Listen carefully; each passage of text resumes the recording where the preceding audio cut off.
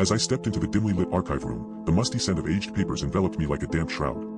Rows of shelving units stretched towards the ceiling, each one laden with dusty file boxes and forgotten documents. My task for the day was to catalog the latest shipment of donated materials, a seemingly endless stack of files from an abandoned psychiatric hospital.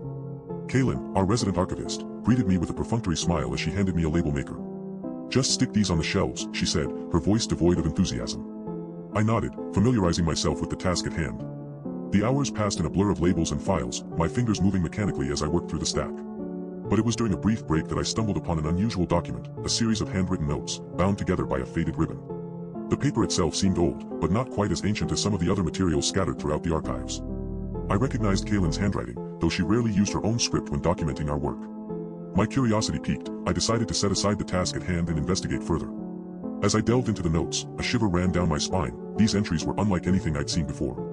At first glance, they appeared to be Kaylin's musings on our cataloging work, but as I continued to read, I realized that her thoughts had become increasingly disjointed and cryptic. Entries like, "The patients are not what we think," and "We've been following the wrong protocols for years," raised more questions than answers. A sense of unease settled in my stomach as I continued reading, my eyes scanning the pages with growing apprehension. What did Kaylin mean? Were these notes a cry for help or some kind of warning? The silence between us grew thicker as I finished reading and looked up from the notes, searching for any sign that Kaylin was aware of what I discovered. She stood nearby, her eyes fixed intently on me, an uncharacteristic intensity that sent my heart racing.